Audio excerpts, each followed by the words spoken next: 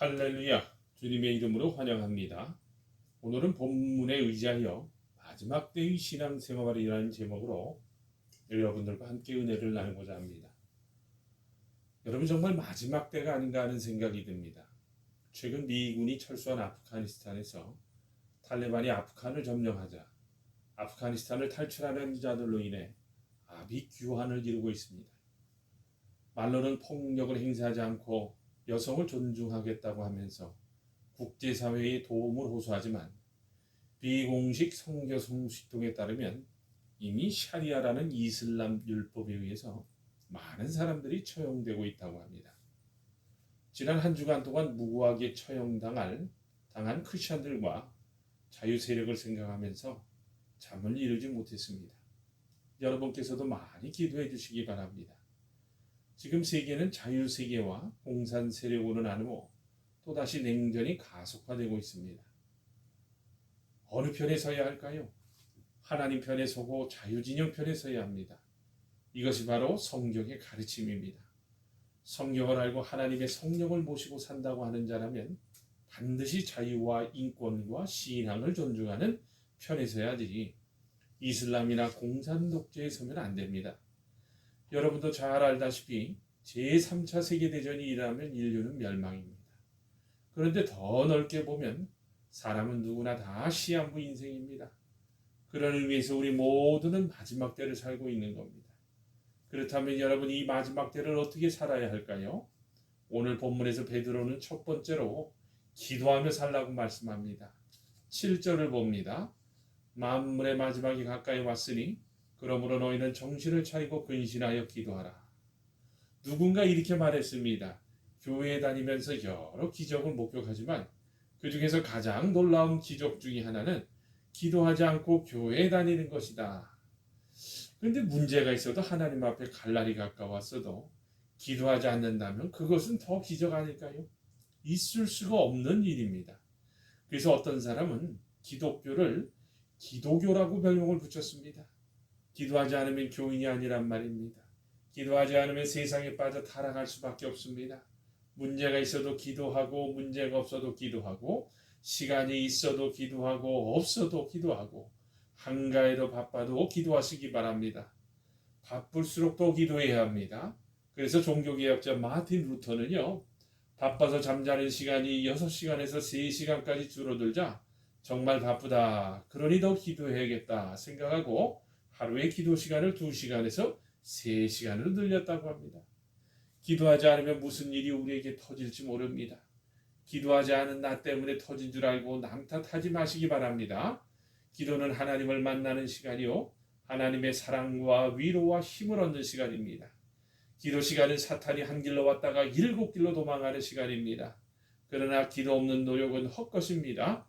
그래서 시편 127편 1편에서 여호와께서 집을 세우지 아니하시면 세우는 자의 수고가 헛되며 여호와께서 성을 지키지 아니하시면 파수꾼이 깨어있음이 헛되도다 하고 있습니다. 말세의 기도 없이 어떻게 살아갈 수 있겠습니까? 정신을 차리고 근신하여 기도하시기 바랍니다. 두 번째입니다. 사랑하며 살라고 하십니다. 8절을 봅니다. 무엇보다도 더 뜨겁게 사랑할지니 사랑은 허다한 죄를 덮느니라. 사랑하지 않으면 살 수 없는 세상이 옵니다.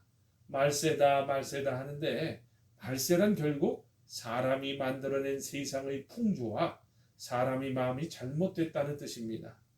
말세에는 사랑이 식어집니다. 상처받을 일이 많습니다. 용서할 수 없는 일도 많이 생깁니다.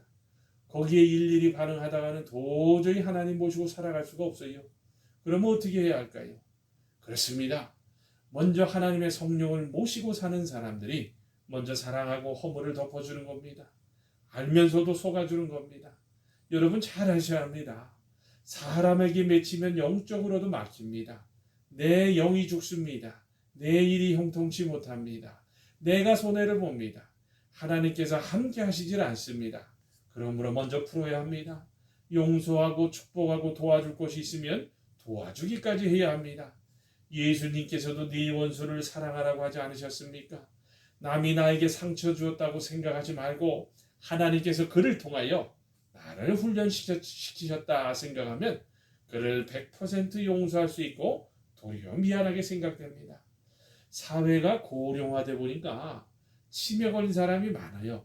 깜빡깜빡 있는 것도 치매 초기입니다. 말세를 살아가는 최고의 지혜는요, 예수님 안에서 여러분 서로 사랑하는 거예요. 여러분 말세가 되면 모든 질서가 다 바뀝니다.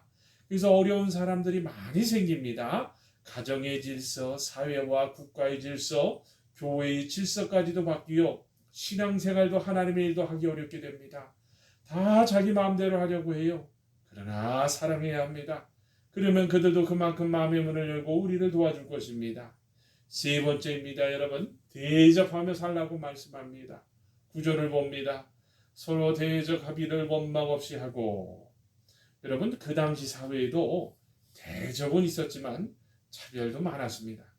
어린이, 종, 여성, 이방인, 가난한 사람, 병든 사람, 사회적 지위가 낮은 사람들은 사람 취급을 받지 못했어요. 사람들은 훌륭한 사람, 높은 사람, 가진 사람, 나와 관계가 있거나 나를 대접한 사람만 대접하려고 합니다. 그러나 그런 대접은 누구라도 합니다. 그래서 마태복음 5장 46절과 47절에서 너희가 너희를 사랑하는 자를 사랑하면 무슨 상이 있으리요? 세리도 이같이 아니하느냐? 또 너희가 너희 형제에게만 무난하면 남보다 더하는 것이 무엇이냐? 이방인들도 이같이 아니하느냐라고 말씀하셨습니다. 여러분, 성경은 원망이 없이 대접하라고 말씀합니다. 대접만 받으려고 하면 원망이 생깁니다. 먼저 대접하시길 바랍니다. 그러면 남이 나를 대접해 줄 겁니다. 그래서 마태복음 7장 12절에 보면 대접을 받고자 하는 대로 너희도 남을 대접하라고 하셨는데, 이 말씀이 기독교의 황금률입니다. 이 말씀이 황금율법만 되는 것이 아닙니다. 지역의 복음화, 나라와 민족의 복음화, 세계의 복음화의 비밀이기도 합니다. 여러분, 지역을 복음화하려면요, 더 사랑하고 섬기셔야 합니다. 또 이 말씀은 은혜를 누리는 비밀이기도 합니다. 하나님께서 우리를 사랑하셨으니 우리도 사랑해야 합니다. 그래서 요엘서 2장 26절에서 너희를 기이 대접한 너희 하나님 여호와의 이름을 찬송할 것이라 했고, 요한복음 14장 23절에는 사람이 나를 사랑하면 내 아버지께서 그를 사랑하실 것이요 우리가 그에게 가서 거처를 그와 함께 하리라고 하셨습니다. 여러분, 사랑으로 무장하면요 아무도 우리를 해할 수 없을 겁니다. 네 번째입니다. 여러분, 봉사하며 살라고 하십니다. 10절을 봅니다. 각각 은사를 받은 대로 하나님의 여러 가지 은혜를 맡은 선한 청지기 같이 서로 봉사하라. 혹시 누군가요? 저에게 당신은 남은 여생을 어떻게 보내기를 원하십니까? 라고 묻는다면요, 저는 마지막 순간까지 어려운 사람을 도우면서 살겠다고 말하고 싶습니다. 여러분, 남을 돕고 사는 사람은요, 보니까 고독도 없어집니다. 행복해집니다. 하나님께서 지켜주셔서 건강해진다는 것을 저는 믿습니다. 여러분, 케네디 대통령은요, 자신의 취임 연설에서 동료 미국인 여러분, 당신의 나라가 당신을 위해 무엇을 할 수 있느냐고 묻지 말고 당신이 당신의 나라를 위해 무엇을 할 수 있는지 물어라는 유명한 말을 남겼습니다. 여러분, 이런 마음으로 산다면 우리 가운데 무슨 어려운 일이 있겠습니까? 인류와 국가를 위해서, 이웃과 사회와 교회를 위해서 내가 할 일이 무엇인지 찾아보시길 바랍니다. 빗자루를 들고 지구의 한 모퉁이를 쓸더라도 무엇인가 하시길 바랍니다. 각각 은사를 받은 대로 했으니 내가 잘 할 수 있는 그 무엇으로 봉사하시길 바랍니다. 여러분, 기도의 봉사도 큰 봉사인 거예요. 이 말씀대로 살면 세상을 몇 번이라도 복음화시킬 수 있을 거예요. 여러분, 마지막 5번째입니다. 하나님의 영광을 위해서 살라고 말합니다. 11절입니다. 만일 누가 말하려면 하나님의 말씀을 하는 것 같이 하고 누가 봉사하려면 하나님이 공급하시는 힘으로 하는 것 같이 하라. 이는 범사에 예수 그리스도로 말미암아 하나님의 영광을 받으시게 하려 함이니 그에게 영광과 권능이 세세에 무궁하도록 있느니라. 아멘. 여러분, 이 말씀은요, 영광을 자기에게 돌리지 말고 하나님께 영광을 돌리는 삶을 살라는 말씀입니다.